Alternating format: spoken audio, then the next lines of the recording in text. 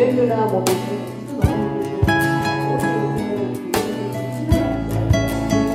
우리 아이들 다 대학가고 뭐 직장에 가고 친구들도 거기서 동생들이 하나도 없단 말이에요. 이게 멀리 있다 편했다 하더라도 첫 번째 제가 생각하는 다운사이징은 두 가지가 있다고 생각을 해요. 그래서 이제 다 연세가 좀 들고 이제 아이들이 다 이제 장성에서 나가고 그래서 내가 집의 규모를 좀 줄이고 이제 또 잔디값 훔치는 것도 좀 귀찮잖아요. 그래서 그런 피지컬리 사이즈를 줄이고 또 비즈니스를 처분하거나 팔고 줄이고 또 내가 가지고 있는 투자용 건물이 뭐 여기저기 흩어져 있다면 그걸 좀 정리하거나 이렇게 통폐합하는 거 그리고 피지컬한 텐저블한 것도 저희가 다운사이징이라고 볼 수가 있겠지만 또 한편으로는 이제 내 재산이 이렇게 좀 여러 가지 이렇게 좀 흩어져 있다면 그런 이 포트폴리오를 좀 내가 관리하기 쉬운 형태로 재정비하고 또 라이프를 좀 그러니까 심플리파이 시키는 거 그리고 어떤 나의 사회적 활동이나 나의 커리어를 좀 재정비하는 것 그런 것도 하나의 다운사이징이라고 저는 생각을 합니다. 그래서 가령 예를 들어서 이렇게 놀스브룩에 한 3,000스퀘어피트짜리 한 60~70만 불 그렇게 있는 집을 가지고 사시다가 그 집을 팔고 나는 캘리포니아 가서 살아야겠어 해서 이제 캘리포니아에 칸도를 사시면은 거기 또 비싸잖아요. LA나 샌프란시스코 같은데 그러면은 그거 한 이렇게 그냥 50~60만 불 주고 사면은 거의 돈으로 보면은 수평적인 이동이지 다운사이징이라고는 아니지만 그것도 저는 다운사이징이라고 생각을 합니다. 왜냐면 내가 원하는 삶의 형태로의 전환이기 때문에 그리고 또 가령 시카고 다운타운 칸도에서 사시다가 이제 내가 그거를 팔고 저기 어디 이렇게 자이언이나 와콘다 같은 데서 큰 땅이 있는 집을 타서 농사를 짓고 닭을 치고 살겠다. 그거는 피지컬한 사이즈는 불어났지만 그래도 내가 원하는 형태로의 삶을 전환한 것이기 때문에 그건 저도 다운사이징이라고 생각을 합니다.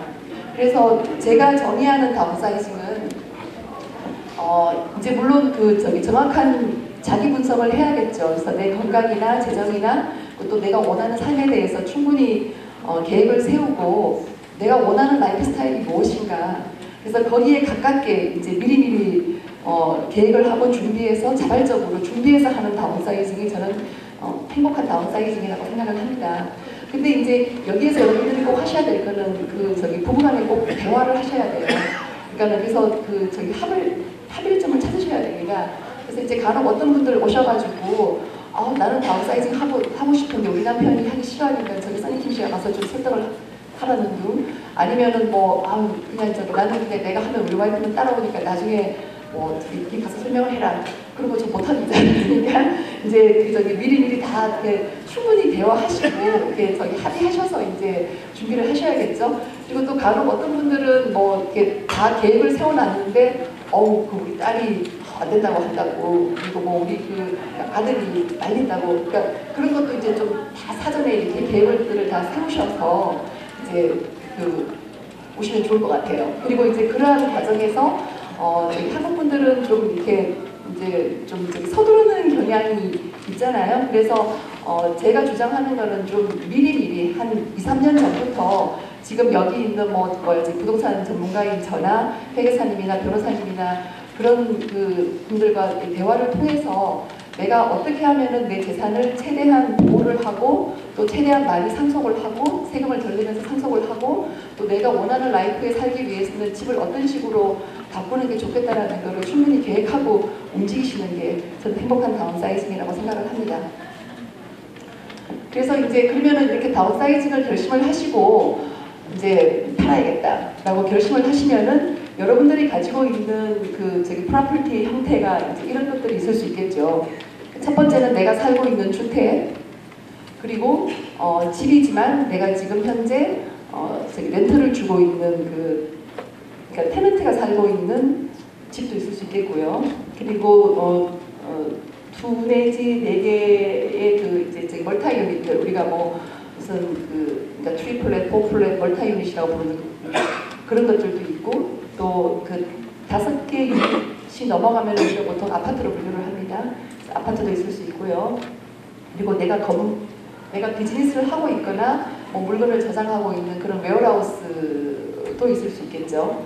그리고 그 싱글 테넌트 빌딩, 그러니까 내가 비즈니스를 하고 있거나 아니면은 그냥 내가 그 렌트를 주고 있는데 그냥 테넌트가 하나밖에 없는 그런 싱글 테넌트 빌딩도 있을 수 있고, 또 이제 많은 테넌트들이 좀 있는 그런 스트릿몰이나 오피스 빌딩 같은 거, 또 빈 땅도 갖고 계신 분도 있으실 거고, 이제 비즈니스 건물이 있는 경우도 있고 건물 없이 그냥 비즈니스만 하시는 경우도 있고, 이제 이런 것들을 파셔야 된다고 생각을 합니다. 하는데 가방 좀 봐줄래? 이걸 크게 두 가지로 분류를 해보면은 그 인컴이 나오는 건물하고 인컴이 안 나오는 건물로 구분을 할 수가 있겠죠. 그래서 이제 뭐 집이라든가 이제 뭐 빈 땅이라든가 아까 말씀드렸던 웨어하우스 같은 경우는 이제 이게 그 인컴이 나오지 않는 건물 쪽으로 들어갈 것이고요. 또 그런 오피스 빌딩이나 스트릿몰이나 그런 것들은 저렇게 이제 그 인컴이 나오는 건물 쪽으로 들어가는데,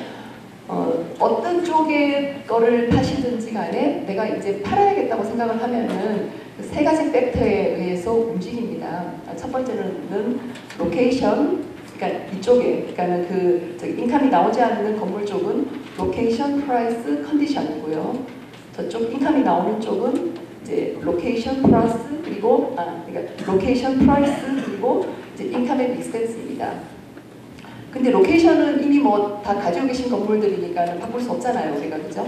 그래서 이쪽 주택이나 내가 인컴을 프로듀싱하지 않는 건물은 프라이스하고 컨디션에 따라서 팔리고 안 팔리고가 좌우가 되고요.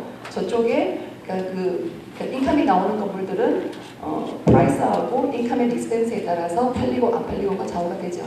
그래서 그러니까 우리 집이 로케이션도 좋고 아주 컨디션도 내가 잘 꾸며놨는데 왜 안 팔리지? 프라이스가 높기 때문에 안 팔리는 거죠. 그리고 나는 지금 비즈니스를 지금 프라이스를 최대한 낮춰놨는데 왜 안 팔리지? 그러니까 여러분들은 그냥 최대한 낮췄다고 생각하지만 그러니까 인컴 익스펜스가 그 프라이스를 서포트 하기에는 너무 낮다는 거죠. 그래서 이제 그런 공식에 의해서 움직인다는 거를 하는데 가끔 좀 예외도 있습니다. 그리고 이제 아까 말씀드린 것 중에서 싱글 패밀리지만은 안 들려요? 뒤에 혹시? 잘 들립니다. 네? 잘 들립니다. 예, 이렇게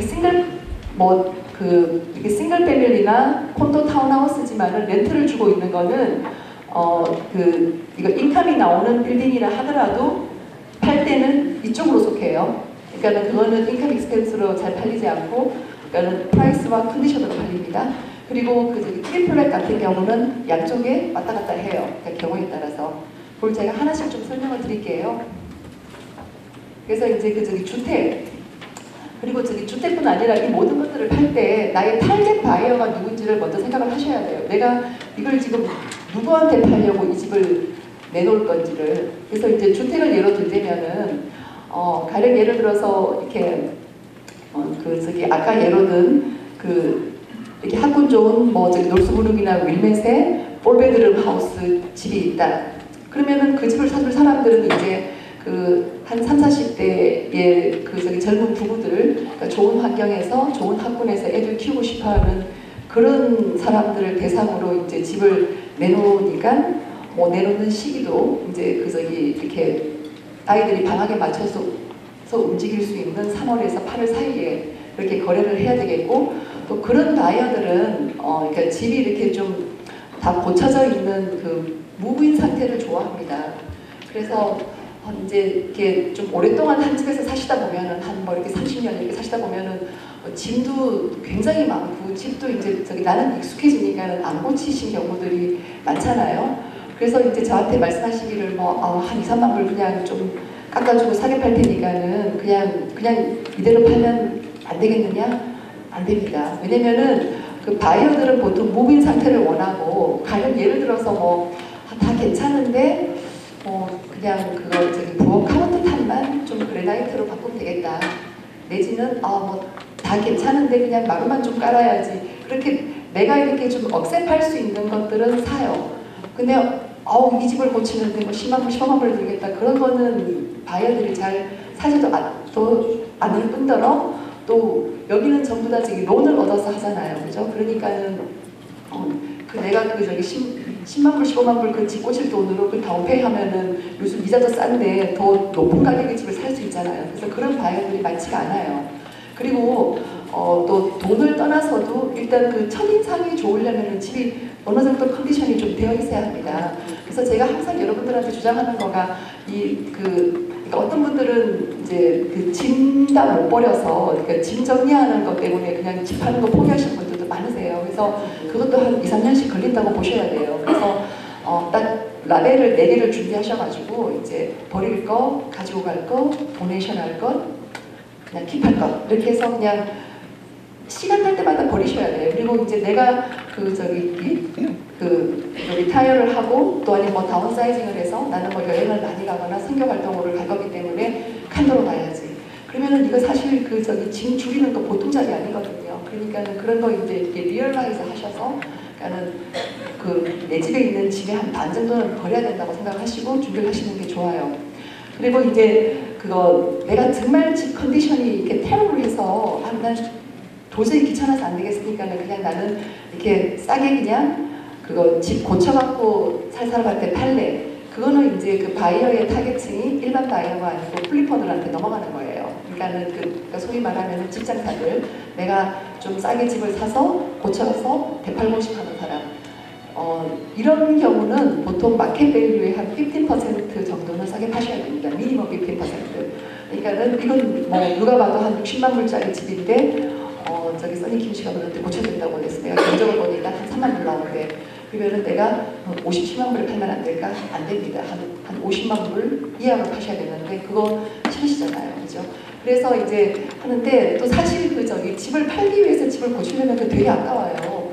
그래서 이제 돈을 최대한 그러니까 최소한의 돈을 들이고 집을 효율적으로 고치는 방법들도 있는데 그걸 지금 여기서 얘기하기에는 이제 너무 시간이 길고 그리고 제일 좋은 거는 이제 다운사이징 하기 전에 한 5년, 10년 전부터 미리 좀 고쳐서 충분히 인조이 하다가 하면 좋겠죠. 근데 이제 그렇게 하시는 분들 거의 없으세요. 그러니까는 나만 너무 빌드필딩 느끼지 마시고 이제 그런 거를 좀 염두에 두시고 집은 파셔야 돼요. 그리고 이제 내 집이 좋은 동네에 땅이 큰 집이라서 그런 집장 그러니까는 완전히 테러다운하고 빌더한테 팔아야겠다. 그러면은 이제 그런 거는 이렇게 안 고쳐도 되고 아무 데나 팔게 되겠지만 싸게 파셔야겠죠. 땅값으로 팔아야 되니까. 그죠? 그리고 이제 테넌트가 살고 있는 주택. 테넌트가 살고 있는 주택은 지금 이거 마이크 괜찮아요? 네? 너무 많아요. 할까요?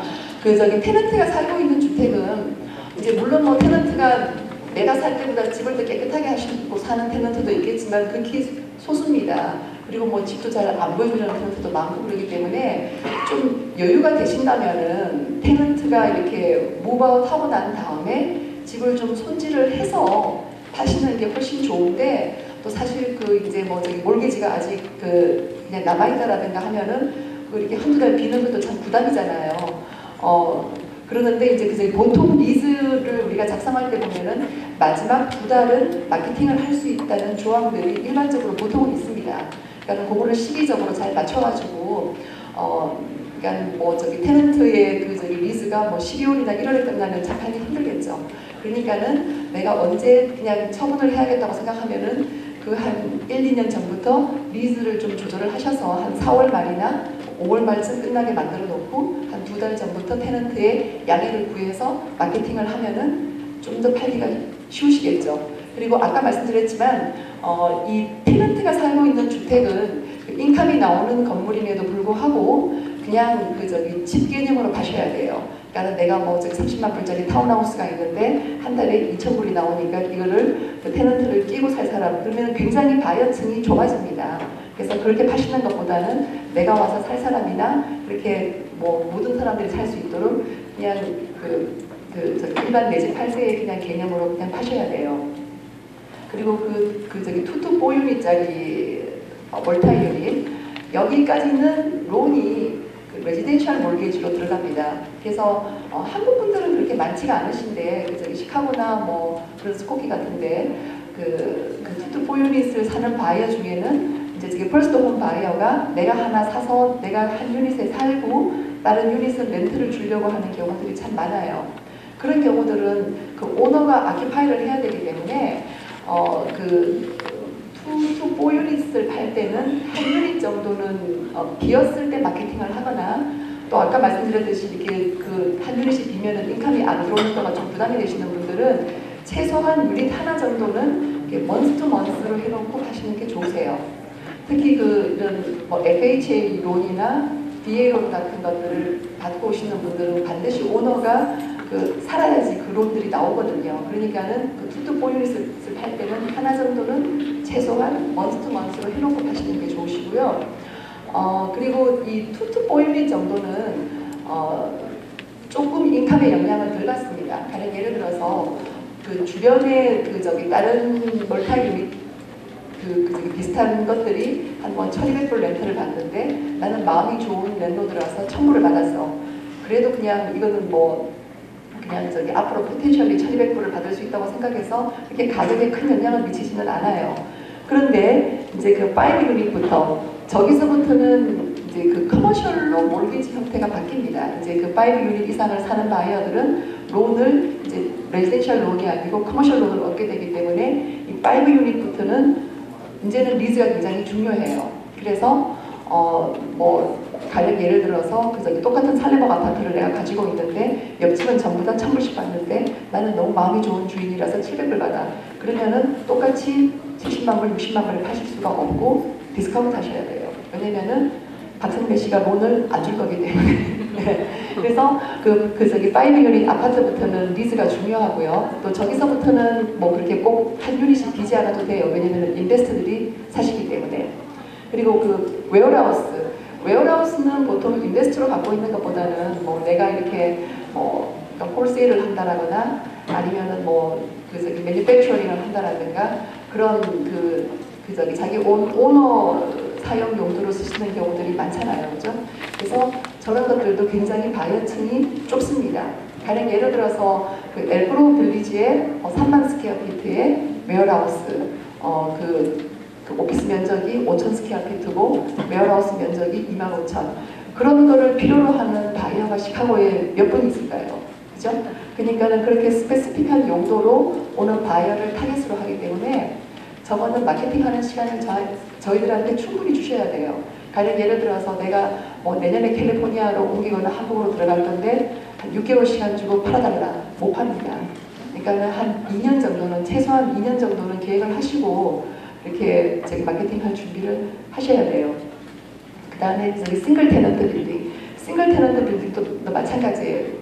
그러니까 물론 로케이션 따라서 조금 영향을 받는데 가령 싱글 테넌트 빌딩이 뭐 시카고 다운타운이나 뭐 링컨 파크 같이 그렇게 빌딩이 이렇게 딱 붙어 있는 그런 동네에 있으면 그건 뭐 그냥 싱글 테넌트 빌딩이라 하더라도 그냥 일반 스트림몰처럼 만약에 리즈가 잘 들어와 있다면은 팔 수 있죠. 근데 그냥 서벌브에 뭐 내가 세탁소를 하던 건물인데 나는 이제 세탁소를 문을 닫고 그냥 좀 렌트비를 받고 싶으니까는 거기에 들어올 테넌트를 찾는다. 아니면은 뭐 그냥 이렇게 싱글 테넌트 빌딩인데 빈 건물인데 여기 와서 비즈니스를 하거나 아니면은 그냥 건물을 사실 분을 찾는다. 그런 것도 바이어층이 굉장히 좁죠. 그냥 우리가 주택을 팔 때는 사실 이렇게 컨디션만 좋고 가격만 좋으면 다 팔립니다. 하지만 이런 웨어하우스나 싱글 테넌트 빌딩은 자기의 목적이 분명한 사람들만 와서 사기 때문에 그러니까 프라이스보다는 정확한 바이어를 찾아야 돼요. 근데 그거를 찾는 데가 시간이 좀 걸리겠죠? 그러니까 그런 시간들을 충분히 주고 저희들한테 마케팅을 부탁하셔야지 한 3개월 안에 팔아달라, 6개월 안에 팔아달라 못 팔아요. 그렇게 하고 이제 스트림몰이나 오피스 빌딩 그러니까는 캡 레이트에 따라서 움직이는 것. 그러니까 캡 레이트라는 것은 이런 건물에서 나오는 순수익, 네트 인컴을 프라이스로 나누어서 비를 곱한 값을 우리가 캡 레이트라고 하고, 그러니까 커머셜 부동산의 이제 가격을 산정하는 그런 그러니까 인덱스로 쓰입니다. 그러는데 그래서 이렇게 캡 레이트에 따라서 이렇게 가격이 결정되는 그런 그 저기 스트림몰이나 오피스 빌딩 같은 것들은 사실 지금 그런 것들을 찾으시는 인베스터 분들이 굉장히 많으세요. 그래서 이제 캡 레이트가 좋다는 것은 높다는 얘기예요. 그러니까는 캡이 10이라는 거는 이제 나오는 인컴에 비해서 가격이 그만큼 싼 거고요. 그러니까 캡이 5라는 거는 나오는 인컴에 비해서 가격이 굉장히 높은 거죠. 그리고 이제 그거는 아까 말씀드렸듯이 이제 그런 저기 로케이션이나 컨디션이나 또 어떤 그 리즈 방식에 따라서 많이 좌우가 됩니다. 가령 시카고 다운타운에 스타벅이 들어가 있는 거는 캡을 한 5 정도에 팔 수도 있고요. 그러니까 서벌브에 그냥 그 저기 맘앤팝 가게들 그러니까는 쫙 들어가 있으면 캡 한 9 정도 해야지 팔립니다 요즘. 그러는데 이제 이런 빌딩들은 이런 인컴이 나오는 그런 스트림몰이나 오피스 빌딩은 가격만 잘 조정을 하면은 물론 팔리는데 그거에 대한 준비를 좀 해두셔야 돼요. 그래서 제가 이제 가끔 리스팅을 받으러 가보면은 팔 수가 없는 상태들이 많이 있어요. 그게 무슨 말이냐 하면은 이제 여러분들이 그냥 이렇게 건물을 판다고 그냥 팔리는 게 아니고 그걸 누군가가 와서 사야 되잖아요. 그죠? 그래서 그거를 캐시로 살 거면은 모르는데, 그러니까 캐시가 아니고 론을 얻으려면은 이제 저기 있는 또다시 저기 박성배 씨한테 가서 론을 얻어와야 되는데 은행에서 론을 줄 수 있는 상태로 만들어 놓으셔야 돼요. 그러니까 다른 예를 들어서 그런 앵커 테넌트는 어느 정도의 리즈 기간이 남아 있고 또 이렇게 저기 리즈가 잘 되어 있고 이런 인컴 익스펜스가 어느 정도 저기 메가센스가 해야지 여기 이제 금방 개발이 일어날 거다. 이제 저기 포텐셜이 좋다. 그렇게 해가지고는 우리는 그렇게 눈에 보이더라도 은행에서 론을 안 주기 때문에 그렇게 살 수가 없고, 제가 이제 지금은 여러분들이 계시니까는 그냥 앞에서 이렇게 담대하게 얘기를 하는데 그냥 개인적으로 만나면 무서워서 그냥 이렇게 받아오면은 그래서 이렇게 한 6개월 갖고 있다가 못 팔면은 이제 저기 서비스 씨가 실력이 없구나 그냥 좀 너무 바쁜가 보다. 네, 그래서 이제 이렇게 N 부동산, K 부동산 이렇게 막 전화하셔서 옮겨도 못 팔아요. 그래서 제가 못 파는 거는 그분들도 못 파세요. 왜냐면은 바이어들이 살 수 없기 때문에. 그래서 그런 것들을 이렇게 이제 그런 거는 하루아침에 준비할 수 있는 게 아니잖아요. 그래서 미리미리 준비를 하셔야 되고, 그리고 이제 베이컨랜드 빈 땅은 더 오래 걸립니다. 왜냐면은 아까 얘기하는 그 위에 것들은 좀 오래 걸리더라도 융자가 가능한 거지만, 그러니까 가령 예를 들어서 그 SBA 론이나 비즈니스 론이 가능하지만 빈 땅은 캐시로 사야 되기 때문에 바이어 층이 더 좁아요. 그러니까 개발업자들만 사잖아요. 그러니까 빈 땅은 보통 최소한 한 3년 정도의 시간을 두고 마케팅을 해야 돼요. 그리고 비즈니스도 마찬가지입니다. 비즈니스도 어떤 그런 서류 작업들이 하나도 되어 있지 않으면 저희가 할 수가 없어요. 그래서 그거에 대해서 지금 이제 안녕하세요. MB은행의 박성배입니다. 제가 오늘 간단하게 설명할게요. 다른 게 뒤에 순서가 많기 때문에 오늘 제가 포커스하는 거는 은행에서 융자할 때 어떤 식으로 접근하는지에 대해서 설명을 해드리겠습니다. 그러면 내가 어떻게 준비해야 되는지 알 수 있겠죠. 제가 어떻게 준비하시라고는 못하고 우리가 은행에서 융자를 할 때 어떤 식으로 봅니다. 그러면은 그러면 내가 파는 사람 입장에서는 어떻게 준비해야겠구나 여러분들이 아실 수 있기 때문에 그런 식으로 접근을 하겠습니다. 두 가지입니다. 융자할 때 보통 우리가 이제 융자할 때 아까 말씀드렸던 주거용 주택 집은 융자할 때 그 집에 대해서보다는 사는 사람의 파이낸셜을 보고해 줍니다. 집은 감정하면 감정가 나오고요. 그 다음에 로케이션은 어딘지 아까 말씀드린 다 알고, 그럼 누가 사냐에 따라 그 사람이 이 집을 어포드 할 수 있느냐 없느냐 그런 걸 가지고 결정을 합니다. 그거는 이제 거주용 주택의 경우고요.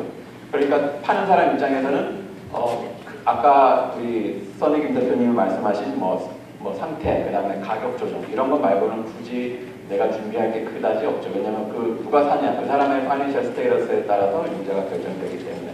그렇지만 아까 두 번째, 인컴 프로듀싱 프로퍼티, 보통 우리가 얘기하는 상업용 부동산이죠. 이거는 부동산 자체가 굉장히 많은 부분을 차지합니다. 그래서 제가 여기 부동산 융자, 그 다음에 이제 비즈니스 융자 두 개를 이렇게 했는데요. 제가 여기서 말하는 거는 상업용 융자들입니다. 커머셜 건물, 아까 말씀하신 아파트부터 5유닛 이상, 그 다음에 오피스 건물, 상가 건물, 그 외에 기타 등등 상업용 건물, 인컴이 나오는 건물들이 됩니다. 은행에서 요즘 제일 먼저 보는 게 무조건 세금 보고입니다. 세금 보고에 나오지 않는 인컴은 인컴이 아닙니다. 우리는 그냥 딱 그렇게 얘기해요. 세금 보고에 표시되어 있지 않는 인컴은 당신의 인컴이 아닙니다라고 제가 그냥 요즘에는 굳이 길게 설명 안 합니다. 손님들한테. 특히 지난번 파이낸셜 크라이시스 이후에 굉장히 그게 강조됐어요. 그래서 세금 보고는 파는 사람의, 내가 예를 들어서 이제 건물을 한 10년 정도 가지고 있었죠. 그러면은 여기 회계사님들 보셔서 알겠지만 상업용 부동산이나 이런 거는 내 세금 보고상에 스케줄 2, 내가 개인으로 가지고 있었다면 스케줄 2에 보면 그 상업용 부동산에서 나오는 인컴 및 익스펜스를 다 보고하게 돼 있어요. 그거 파는 사람의 앨리스트 2년치 정도는 우리가 달라고 합니다. 그럼 그래야지 그 건물에서 얼마 인컴이 나왔고 히스토리를 볼 수 있으니까. 그다음에 인컴이 나와서 얼마 익스펜스가 나가고 얼마가 남았구나 그걸 볼 수 있고요. 그런데 저희도 그 세금 보고에 나온 인컴 및 익스펜스가 아주 정확하지 않다는 것은 어느 정도 알고 있어요. 그래서 그 다음으로 어떻게 보면 더 중요한 게 뭐냐면 리스입니다. 특히 상업용 부동산은 거의 텐넌트가 있다면 이 리스 계약에 의해서 돈을 받고 그 다음에 거기에 뭐 트리플 넷 리스냐 그로스 리스냐 이런 게 여러 가지 다 명시가 되어 있기 때문에 이 리스가 굉장히 중요합니다. 제 경험으로 아직 이런 게 있어요. 제 어떤 손님 중에 한 분이 아파트를 사려고 한 10동짜리 정도 됐어요. 그래서 이제 계약하고 나면 서류를 다 주잖아요. 그래서 이제 리스 서류를 다 받았어요. 본인도 읽어보지도 않고 이제 은행에 다 가져왔어요. 제가 보니까 10개 중에 5개가 벌써 한 3년 전에 다 익스파이어 된 리스예요. 그러면 근데 계속 그 사람들이 거기 살고 있고 물론 페이먼트를 하고 있겠죠. 먼스 투 먼스로 하고 있겠죠. 워낙 오래 있었던 텐넌트니까 그 전주인이 믿고 리스 계약 안 하고 받았겠죠. 그렇지만 그런 상태의 리스는 특히 감정할 때 그거를 예를 들어 한 달에 1,000불씩 받고 있게 리스 계약이 돼 있는 리스하고 그 다음에 먼스 투 먼스로 줘도 되고 말아도 되는 법적 효력이 없는 리스하고는 굉장히 차이가 납니다. 감정가에도 영향을 미쳐요. 그렇기 때문에 본인의 건물을 제대로 그거를 평가받고 싶으면 앨리스트 자기가 실제로 받고 있는 거에 대해서는 정확히 리스에 명시가 돼 있어야 됩니다. 계약으로 돼 있어야 됩니다. 그리고 이제 그 리스가 특히 이런 상업용 건물 중에서 스트림몰이나 오피스 건물 이런 거는 굉장히 중요합니다. 그 안에 리스에 보면 뭐 5년짜리, 5년 후에 아니 10년짜리 그리고 10년 동안 어떻게 인컴이 뭐 1년에 뭐 3% 인크리스 되는지 2% 인크리스 되는지 이렇게 디테일하게 들어가 있고 그 다음에 그 끝난 후에도 얼마 옵션이 있는지 예를 들어 이런 겁니다. 내가 자 건물을 팔아요. 한 10개짜리 가게가 있는 스트림몰입니다. 지금 팔으면 보통 이제 융자를 받으려면 융자 받는 사람들이 앨리스트 융자를 받을 때 5년에서 10년 텀을 받거든요. 처음 융자 받을 때. 근데 내가 갖고 있는 리스가 전부 다 내년에 끝나요. 텐넌트들이. 그러면 우리 은행에서 볼 때는 야 그럼 이 사는 사람이 내년에 텐넌트라고 다 재계약해야 되고 텐넌트들이 만약에 나가면 이걸 그러면 다 다시 드려야 되는 그런 에포트를 해야 되는 거냐. 그럼 이 사는 사람이 그럴 능력이 있느냐 이런 것까지 다시 다 봐야 됩니다. 그래서 특히 상업용 건물은 리스가 몇 년 남아있는지도 굉장히 중요합니다. 그리고 몇 년 끝나고 나서 그 다음에 익스텐션이 어떻게 되어 있는지 그런 디테일한 것까지 은행에서 아주 세세하게 봅니다. 그렇기 때문에 다시 한번 이 리스의 중요성에 대해서 그리고 이제 그 건물 안에 소위 말하는 앵커 텐넌트가 있는지 없는지 예를 들어서 무슨 내셔널아이드 텐넌트라든지 아니면 뭐 그 트래픽을 몰아오는 텐넌트들이 있죠. 그런 애들이 특히 그 리스는 얼마 정도 남았는지 그것도 굉장히 중요하게 생각합니다. 그 다음에 그리고 이제 이 리스는 이제 테넌트별로 쭉 있을 거고 그 다음에 은행에서 처음 요구하는 게 그럼 렌트롤 주십시오 그래요. 렌트롤이 뭐냐면 예를 들어서 올해 지금 1월부터 10월까지 내가 얼마 벌었고 얼마 레이트를 받았고 익스펜스가 얼마 나갔고 그래서 남은 게 얼마나 뭐 쉽게 얘기하면 그런 인컴 익스펜스 그거를 물론 건물을 가지고 계신 분이면 우리는 당연히 그런 걸 정리해서 가지고 있겠지라고 생각을 합니다. 그게 상식적으로 맞는 거 내가 얼마 벌어야 되는지를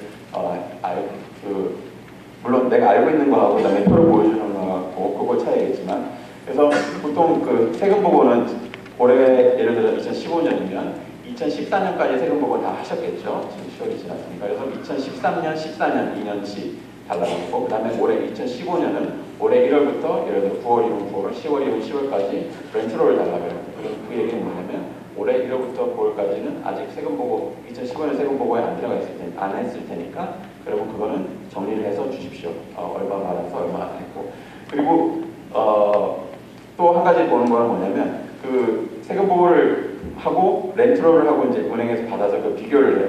그러면 가끔 이런 게 나옵니다. 세금 보고상에는 1년에 이제 예를 들어 렌트롤 상에는 그리고 리스 상으로는 1년에 한 10만 불 정도 토탈 인컴이 나오는, 토탈 인컴이라는 게 이제 받는 거, 익스펜스 빼기 전에 그로스를 받는 건물이에요. 근데 세금 보고상에는 한 6만 불만 작년에 인컴 받은 걸로 되어 있어요. 그러면 우리가 제일 먼저 생각하는 게 이러면은 텐넌트들이 안 내는 텐넌트들이 있나? 아니면 뭐 중간에 뭐가 바뀌었나? 이런 식으로 은행에서 처음으로 생각을 하게 됩니다. 그렇기 때문에 그런 거는 너무 차이가 나면 꼭 퀘스천을 합니다. 그렇기 때문에 그런 걸 좀 알고 계시고요. 그 다음에 이제 비즈니스를 파실 경우는 이게 좀 더 중요해지는데, 비즈니스는 말 그대로 밸류를 인컴하고 익스펜스로만 가지고 밸류를 계산을 할 수밖에가 없습니다. 예를 들어서 이게 매상이 뭐 50만 불짜리 비즈니스, 60만 불짜리 비즈니스, 뭐 70만 불짜리 비즈니스에 얼마나 남는 비즈니스, 그거는 거의 100% 다 인컴 보고 세금 보고 한 걸 가지고 기준을 합니다. 가끔 뭐 이거는 요즘에는 많이 줄으셨지만 얼마 전까지만 해도 코인라운드리 이제 사고 파신다고 와요.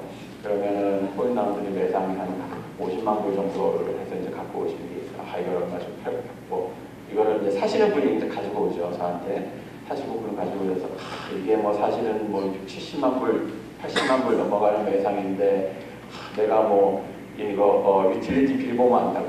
그럼 제가 딱 이렇게 얘기합니다. 그러면 캐시 주고 사세요 이렇게 얘기합니다. 은행에서는 50만 세금 보고에 50만 불 인컴 있는 비즈니스면 그거는 50만 불 인컴 나오는 비즈니스입니다.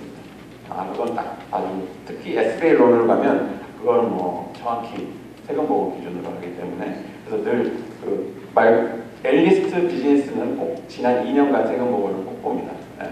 어떨 때는 3년치도 가져가라고 할 때 있어요.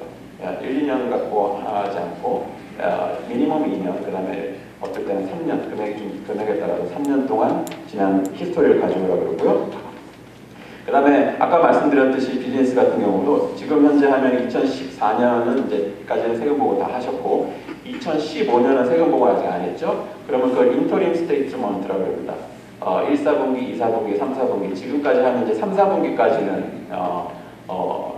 인터림, 그러니까 내부적으로 회계사님이나 아니면 본인이 올해 매상을 정리를 해서 인컴 익스펜스 스테이먼트를 만들어 놓으셔야 됩니다. 그래야지 융자를 받고, 보통 어떻게 하냐면 은행에서 지금 이 정도 이제 해가 바뀌었을 정도면 LDS 한 9월 전 3, 4분기까지는 요구할 경우가 많습니다. 그리고 그거를 작년하고 또 비교해요. 작년 대비 올해 얼마 매상이 왔다 갔다 했는지 그런 것까지 다 비교를 합니다. 밸런스 시트는 뭐 세금 보고상이나 이런 데 그런 뭐 인컴 스테이트먼트를 하면 당연히 따라 나오는 거고요. 뭐 쉽게 얘기하면 자산, 비즈니스 자산하고 부채 정도 정리해 놓은 그런 거는 같이 따라가는 겁니다. 그래서 특히 그 상업용 부동산이나 아니면 비즈니스 할 때는 이런 식으로 보여줄 수 있는 다큐멘테이션이 굉장히 중요하다는 걸 아셔야 돼요. 이거 없으면은 융자를 아까 말씀드렸듯이 못 받습니다. 상업용 부동산은 이런 거에 대해서 좌우되고, 그 다음에 개인 집이나 주택들은 사는 사람의 크레딧이나 인컴에 좌우되지만 상업용 부동산은 그 부동산에 대한 아니면 그 비즈니스에 대한 히스토리 및 페이퍼워크가 굉장히 중요하다는 거 알으셔야 되고요. 자, 그러면 아까 잠깐 말씀드렸듯이 보통 이제 은퇴를 하시게 되면 대부분 다 오셔서 상담하시는 게 리타이어 하기 전에 이제 집은 모기지 정도는 대부분 다 갚고 왜냐면은 우리가 기본적으로 그렇잖아요. 빚이 있으면 부담이니까 모기지는 다 갚고 하시거나 아니면 아주 미니멈 정도만 남겨놓고 이제 대부분 다 리타이어를 하십니다. 저는 그걸 파셜리 동의합니다. 왜냐면 매달 꼬박꼬박 나가는 게 있으면 마음 놓고 쉬기 힘들잖아요. 저도 다들 우리 다 먹고 살라고 버는 건데 꼬박꼬박 나가는 게 있으면 힘드니까. 그렇지만 그래도 필요하면 융자를 받을 수 있는 방법이 있고, 그 다음에 이것도 마찬가지로 은행에서 이거는 이제 집 모기지입니다. 주택용 모기지를 할 때 어떻게 접근을 하는지 그걸 잠깐 설명을 드리겠습니다. 자, 이 주택용 모기지를 할 때는 자기가 사는 집 또는 뭐 아까 말씀드렸듯이 뭐 인컴 한 4유닛 이하짜리 그런 거는 이제 주택용 모기지를 구분돼서 저희가 이제 그냥 컨슈머 융자라 그래서 일반 아까 상업 융자랑은 조금 다른 식으로 어프로치 하는데요. 여기서 제일 중요한 거는 이걸 융자를 받아가는 사람의 인컴입니다. 그거를 오피셜 인컴을 어떻게 카운트하는지가 제일 중요한데요. 제일 먼저 카운트하는 게 그거겠죠. 자기가 근로소득, 그러니까 월급이나 아니면 비즈니스 했을 때의 소득, 세금 보고 상에 있는 그거를 제일 먼저 당연히 카운트하고. 근데 이제 요거는 리타일 하시게 되면 이제 요 부분이 이제 빠지게 되는 겁니다. 요 부분이 빠지게 돼요. 그게 이제 제일 큰 어떻게 보면 포션인데 요 부분이 빠지게 되기 때문에 나머지를 가지고 융자를 받을 수 있는지. 그렇지만 또 다른 것들도 융자할 때, 직모기지를 받을 때 인정해주는 인컴들이 있습니다. 제일 대표적인 게 소셜 시큐리티 인컴, 그 다음에 펜션, 애뉴이티 이렇게 꼬박꼬박 나오게 되는 거 있죠. 프루프 하실 수 있는, 다큐멘테이션 하실 수 있는 펜션이나 애뉴이티 상품들. 그 다음에 렌탈, 자기가 부동산이 있어서 렌탈 인컴이 나오는 것도 다 인컴으로 카운트해 주고요. 근데 요것도 잘 모르시는 분이 있는데 IRA나 401k가 자기가 이제 직장 다니거나 아니면 자기가 비즈니스 하실 때 이런 걸 세이브 해 놓으셨으면 여기에서 디스트리뷰션을 받으실 수 있죠. 그거를 은행에서 계산하는, 이게 이제 당연히 일을 할 때 있던 웨이지 인컴이나 아니면 비즈니스 인컴처럼 많지는 않지만 꼬박꼬박 몇 년 이상 나올 수 있는 인컴이라고 증명하실 수 있으면, 실제로 그렇게 뺄 수 있으면 우리가 규정에 의해서 그걸 인컴으로 인정을 해줍니다. 예를 들어서 내가 401k나 IRA에 한 30만 불 세이브 해놨어요. 그럼 1년에 매년 뭐 3만 불씩 아니면 2만 불씩 10년, 20년 찾았을 수 있다. 그리고 페널티 없이 찾았을 수 있다라는 걸 보여주실 수 있으면 그것도 매년 그 인컴으로 카운트 해드립니다. 그 다음에 foreign income, 외국에서 들어온 인컴이죠. 보통 이제 우리 같은 경우는 한국에서 무슨 뭐가 있다든지 아니면 한국에서 꼬박꼬박 돈이 들어온다든지, 이거는 세금 보고 상에 있는 것만 카운트 해준다. 한국에서 나오는 인컴도 여기 회계사님 계시지만 원칙적으로 미국 US 세금 보고에 다 하시게 되어 있습니다. 그렇기 때문에 현재 미국에서 세금 보고 하신 거에 카운트 돼 있는 foreign income만 인컴으로 카운트 해드립니다. 한국에서 연금 받으시고 이런 거 기재 안 해놓으신 분들은 당연히 인컴으로 카운트 안 해드립니다. 그 다음에 또 어떤 경우가 있냐면요. 이거는 이제 맨 밑에 보면 monthly distribution of asset이라고 해서 내가 예금이 한 100만 불이 있어요. 말 그대로 캐시로. 그럼 이거를 내가 인컴 스트림화 한다 그래요. 이걸 매달 얼마씩 아니면 매년 얼마씩 찾았을 수 있죠. 그거를 다큐멘테이션 해서, 그리고 앨리스트 한 번 이상은 디스트리뷰션을 했고 앞으로 몇 년 이상 계속 디스트리뷰션 할 수 있다는 거를 보여주시면 그거를 다큐멘테이션 하실 수 있으면 그것도 그 사람의 인컴으로 카운트 해줍니다. 자, 그래서 사람들이 제일 많이 물어보는 게 이거예요. 내가 한 200만 불짜리 집이 있어요. 100만 불짜리 집이 있어요. 가끔 저한테 오셔서 나 지금 이거 다 페이업한 집이 있는데 이거 한 10만 불, 20만 불만 에퀴티 얻어 씁시다 그래요. 본인은 에퀴티가 많이 있으니까 이지하게 생각하시고 봅니다. 그렇지만 인컴이 보여주시지 못하면 단돈 10,000불도 100만 불짜리, 200만 불짜리 집에 융자가 안 나갑니다. 그걸 아직까지도 물어보시는 분이 있어요. 근데 이제는 저희는 아주 딱 잘라서 얘기합니다. 인컴 보여주세요라고 얘기합니다. 처음에 상담하기 전에 세금 보고 가져오라고 해서 인컴을 보여주세요라고 얘기해요. 왜냐하면 그렇지 않으면 의미가 없으니까. 그렇기 때문에 그 다큐멘트에 있는 인컴, 그리고 그 인컴을 어떻게 프루프하냐가 굉장히 중요합니다. 특히 집 모기지는 요즘에는 거의 90% 이상을 연방정부에서 컨트롤하기 때문에 요 롤대로 그대로 따라갑니다. 웬만한 우리은행에서 하나, 다른 은행의 체이스에서 하나, 뱅크 오브 아메리카에서 하나 거의 룰은 똑같아요. 그 앞에서 파는 사람하고 패키지만 조금씩 바뀔 뿐이지 밑에서 어떻게 그걸 심사하는지에 대해서는 아주 정부에서 좀 가이드라인대로 가기 때문에 거의 똑같습니다. 제일 중요한 거는 인컴을 증명을 해야 됩니다. 그래야지 그 인컴에 맞춰서 그 융자 금액이 결정이 됩니다. 그 인컴에 맞춰서 원슬리 페이먼트를 할 수 있는 금액이 나오고 그 금액에 따라서 융자 금액이 정해지 되는 거거든요. 쉽게 얘기하면 이겁니다.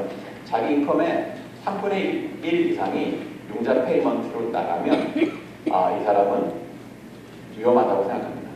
쉽게 얘기하면 이거예요. 한 달에 1,000불씩 모기지를 내야 되는데 자기 인컴이 한 3,000불 이상은 돼야 된다는 얘기입니다. 쉽게 얘기하면. 네, 그런 식으로 아주 그냥 딱 어떻게 보면 컴퓨터가 하는 것처럼 계산을 하기 때문에 이러한 인컴을 어떻게 보여주냐, 그리고 인컴을 어떻게 다큐멘테이션 해놨느냐가 굉장히 중요합니다. 물론 그래서 제가 제일 또 권하는 거는 만약에 융자가 좀 아직 남아 있으시거나 아니면 어느 정도 사이즈가 있는 융자를 계속 캐리하시고 싶으면 은퇴하시기 전에 인컴이 제일 많이 카운트되는 게 근로소득이죠. 아무리 나중에 리타이어먼트 소셜 스키트를 받고 MBT를 받고 펜션을 받다라도 근로소득을 따라가진 잘 못해요. 제가 본 손님들 중에 자기 비즈니스 하실 때 아니면 자기 월급 받을 때보다 그 다음 나중에 펜션이나 이런 거를 더 많이 받으시는 분은 아직은 잘 못 봤어요. 아주 오랫동안 그런 전문직을 하신 분들은 그러실 수 있지만 대부분의 분들은 이 근로소득이 빠지면 자기 인컴에서 많은 부분이 줄어들기 때문에 가능하시면은 아까 말씀하신 대로 2, 3년 전부터 플랜을 하셔서 그나마 인컴이 더 있을 때 그러한 융자를 미리 이렇게 플랜을 해놓으시고 15년이든지 30년짜리든지 다 받아놓으시고 그 다음에 리타하시는 게 저는 좋을 것 같아요. 근데 좋다고 해서 리타하고 나서 필요하다고 해서 못하는 건 아니지만 우리가 계산하는 인컴 기준이 많이 줄기 때문에 그러면 똑같은 얘기로 그러면 받을 수 있는 융자 금액도 받을 수는 있지만 옛날에 20만 불 받을 거면 이제 10만 불 받다든지 이런 식으로 많이 줄겠죠. 그래서 다시 돌아가서 준비라는 게 그때 6개월 전, 1년 전이 아니고 2년 전, 3년 전, 5년 전부터 준비하시는 게 아마 많이 도움이 되실 겁니다. 또 자세한 거는 또 혹시 나중에 저희가 질문을 받을게요. 내가 어떤 라이프 스타일을 원하느냐, 내가 뭘 원하느냐에 포커스가 돼야 된다고 생각을 해요.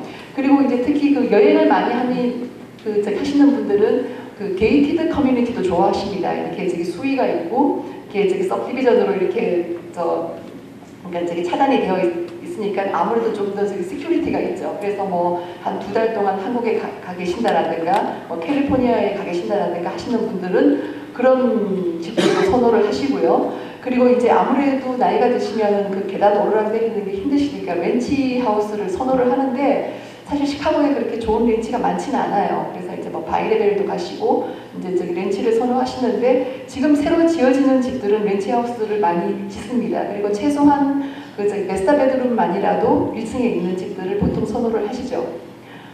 그리고 또 이제 좀 인컴을 원하시는 분들은 제가 아까 말씀드린 그런 투투 유닛 중에서 내가 하나에 살고 나머지 것들을 렌트를 주어서 그러면은 이렇게 텍스라든지 프로퍼티 텍스라든지 유틸리티 비용 정도는 충당이 되니까 그런 거를 하시는 분들도 계시고요.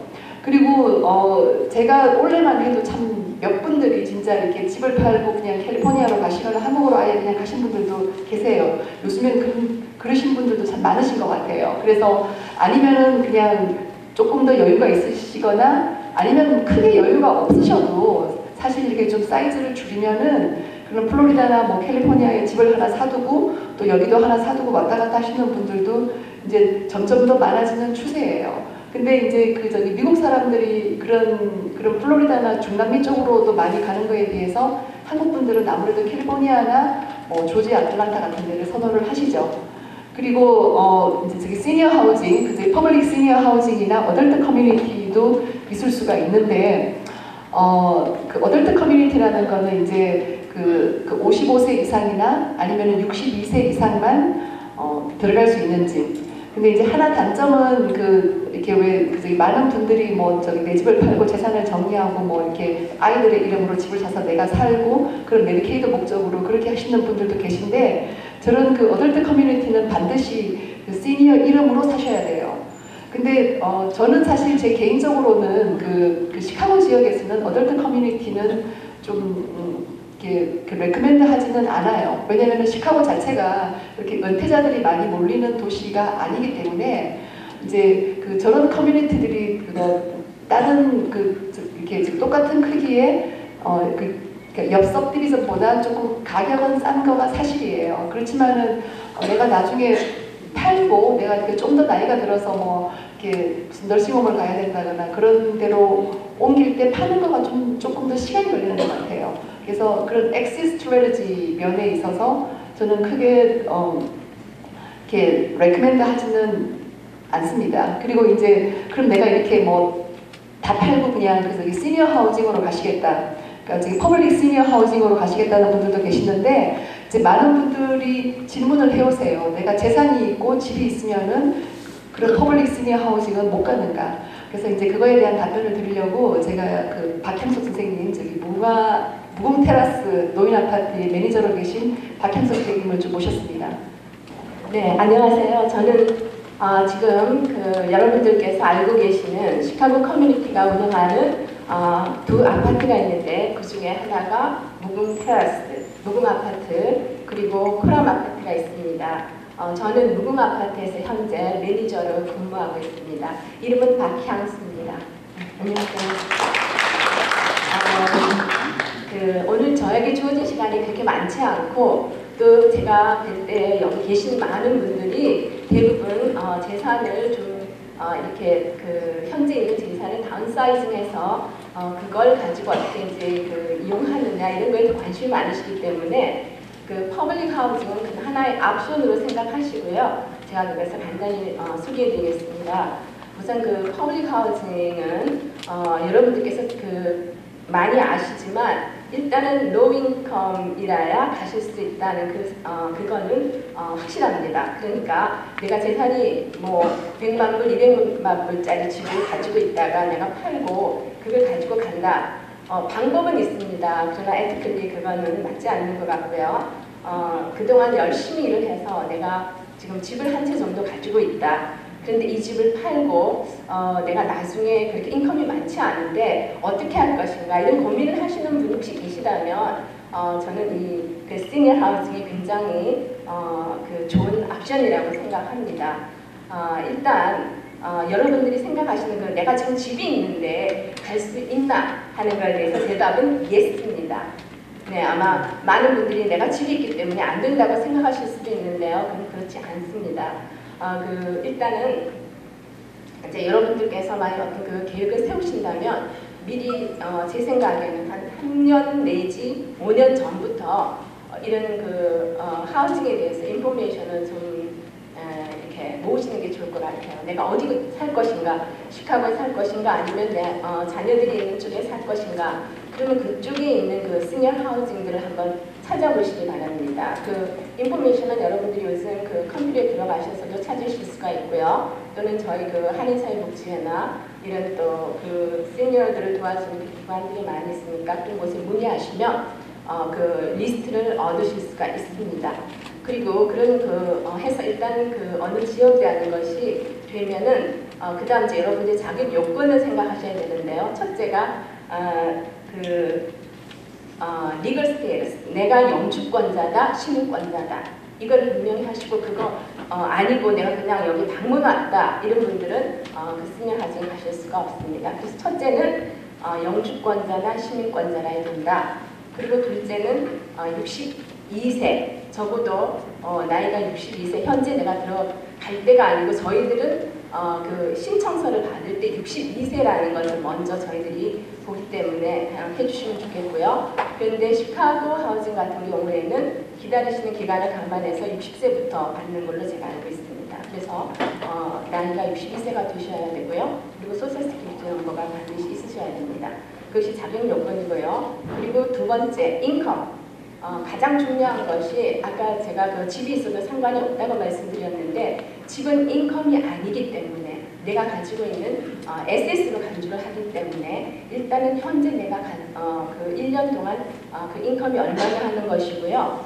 저희는 그 로인컴 하우징 섹션 8에 해당하기 때문에 무궁 아파트 같은 경우는 1인당 26,600불, 네, 26,600불 나한테 들어오는 1년의 그 인컴입니다. 죄송합니다. 제가 그 페이퍼.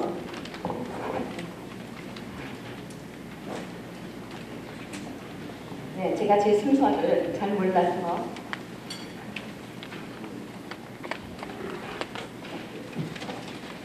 감사합니다. 네, 현재 1년 연 소득이 26,600불이고요. 1인일 경우, 그리고 2인일 경우, 2명일 경우에는 34,400불. 이거는 2015년 그 시카고 지역을 중심으로 한 그 소득입니다. 다시 말씀드리면 1인일 경우 26,600불, 2인일 경우에는 34,400불. 그래서 인컴을 생각하신다면 리타이어하고 나서 내가 인컴이 3만 불이 안 되겠다. 뭐 우리 가정이 합쳐도 3만 불이 안 되겠다 하면 하나의 방법이 될 수가 있겠죠. 네, 그리고 자산은 여러분들이 가지고 계신 여러 가지 뱅크에 있는 인컴에서부터 그 많은 것들이 여기 들어갈 수 있는데요. 뱅크에 있는 그 이자, 또 가지고 있는 그 부동산에서 나오는 그 부동산의 경우는 현재 내가 예를 들어서 집을 가지고 있는데 이 집을 내가 렌트를 주게 되면은 거기서 나오는 거는 인컴이 됩니다. 대신 여러 가지 익스펜스를 제하기 때문에 또 방법이 있습니다. 뭐 나가는 여러 가지 그 프로퍼티 텍스에서부터 또는 그 여러 가지 익스펜스들이 많이 있지 않습니까? 그런 것들 뺀 나머지가 인컴이 됩니다.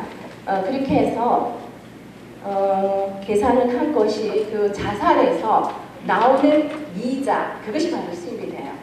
또 만약 집을 가지고 있는 경우는 집에서 저희들이 집의 그 현재 마켓 프라이스를 계산하고 거기에서 여러 가지 익스펜스를 제하고 나에게 순수하게 들어오는 것을 가지고서 저희들이 그 중에 또한 타임스 뭐 저희가 곱하는 숫자들이 있는데요. 해서 거기서 또 저희 같은 경우는 30%만을 인컴으로 그 여러분들의 어저스트 인컴에 해서 렌트를 계산하기 때문에 굉장히 생각보다는 부담이 적습니다. 그리고 거기에 저희가 그 메디컬 익스펜스를 또 제해드려요.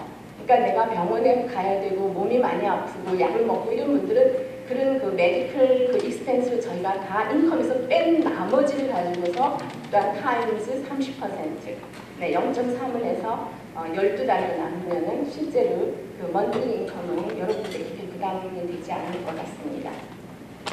그래서 렌트비 산출은 그 정도가 되고요. 지금 가장 중요한 그 집을 소유하고 있는 경우에도 오실 수가 있고 그런 경우에는 그것을 인컴으로 다 제하고 인컴으로 들어오는 경우가 있고 또는 이런 경우가 있죠. 내가 내 자녀에게 예를 들어서 지금 현재 뭐 30만 불짜리인데 뱅크에 다 그 물리지를 갚고 뭐 이렇게 하고 나서 부동산 삐를 주고 이거 다 하고 나서 한 30만 불이 나한테 들어왔는데 내 자녀에게 그냥 그런 집을 내가 10,000불에 주겠다. 그러신다면은 29만 나머지 그 29만 불에 대해서 저희들이 그 뱅크 이자를 계산해서 그거를 2년 동안 여러분들이 인컴으로 간주합니다. 그래서 그런 그 여러 가지 또 룰들이 있고요. 또 그런 것들은 저희한테 이제 개별적으로 질문해 주시면 좋겠고 오늘 저한테 주어진 시간이 5분인 걸로 제가 알아요. 네. 혹시 개별적인 질문이 있으시면 나중에 저한테 해주시면 되겠고 오늘 또 많은 순서들이 있으니까 여기서 마치겠습니다. 감사합니다.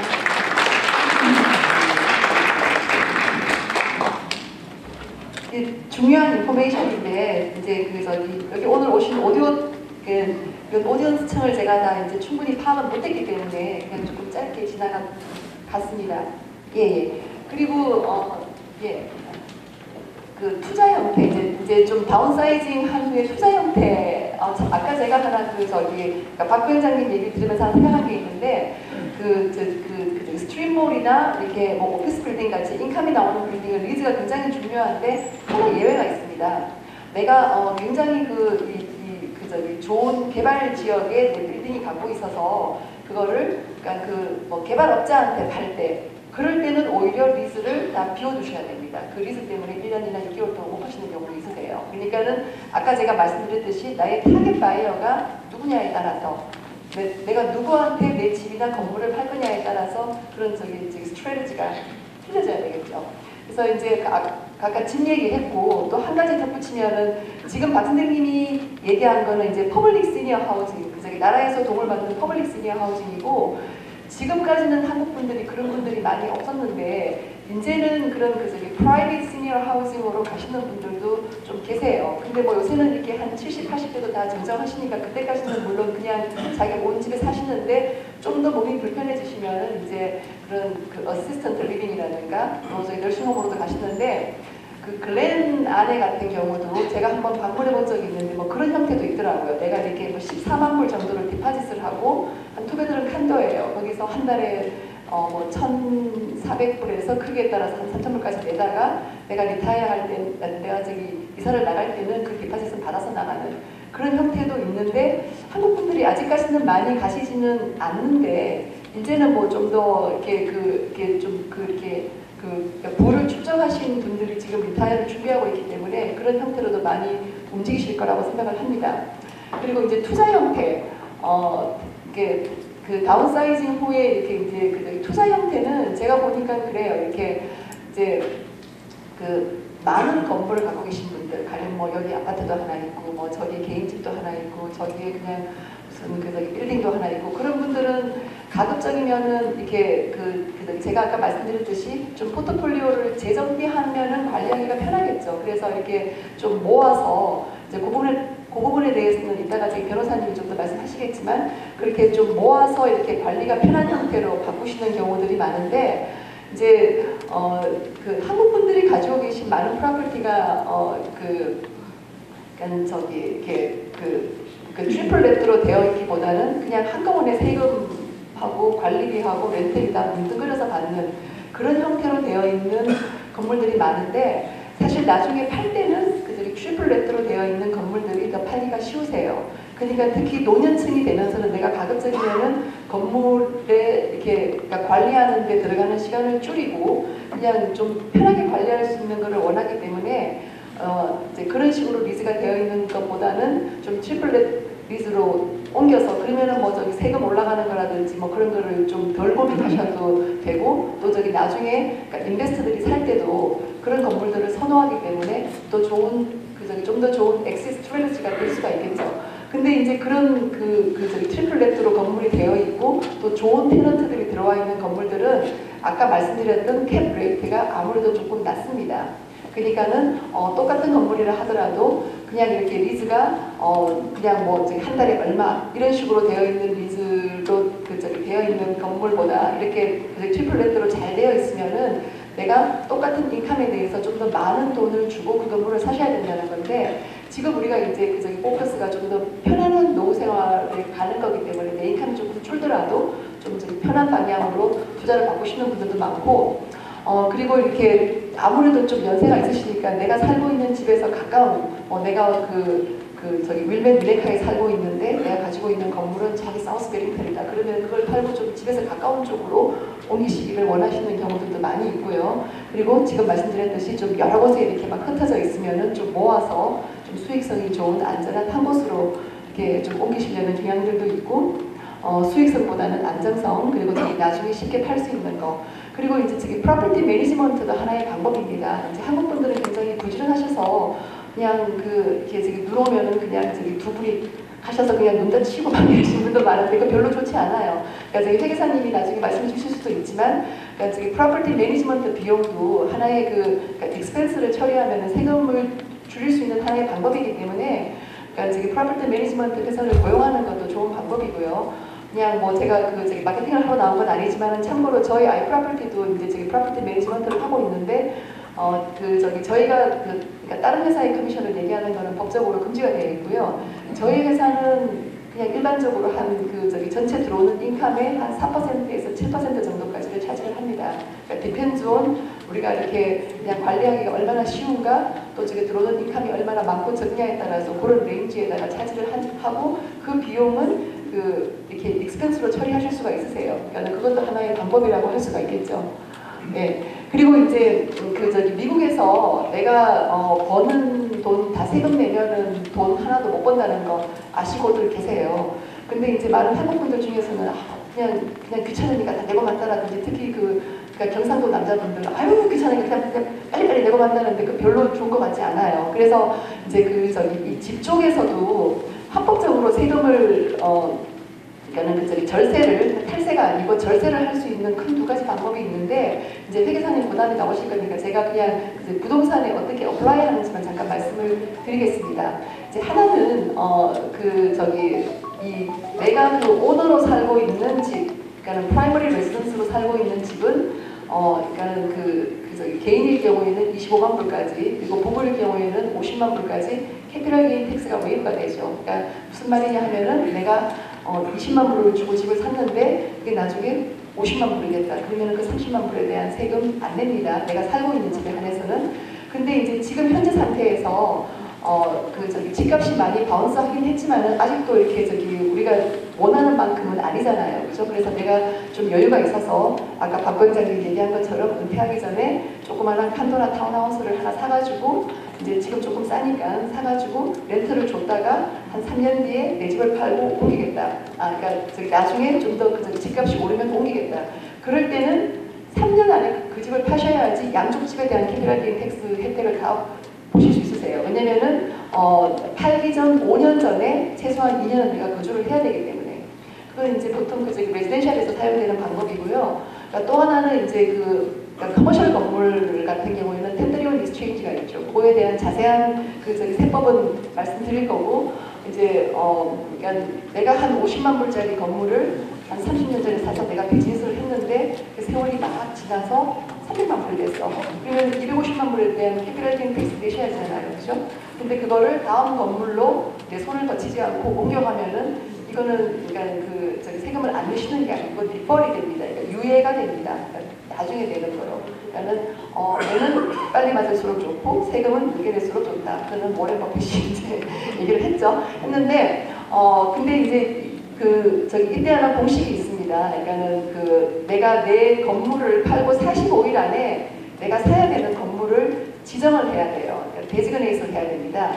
근데 그리고 이제 팔고 나서 180일 안에 6개월 안에 클로징을 해야 되는데 클로징은 둘째치고 45일 안에 내가 원하는 건물을 찾는 거가 그게 보통 힘든 게 아니에요. 그래서 보통 이제 내가 건물을 팔고 텐더리온 익스체인지를 해야겠다라고 생각하시는 분은 그것도 최소한 1, 2년 전에 저한테 말씀을 하셔야 돼요. 제가 아니라 같이 가는 부동산한테다가 말씀을 하셔야 돼요. 그래야지 내가 어느 정도 사이즈로 어떻게 옮겨갈 것인가 또 어떤 건물을 살 것인가를 미리 찾아놓고 그러고 나서 텐더리온 익스체인지를 해야지 그냥 결국 팔아놓고 시작하면은 거의 못하는 경우가 많으세요.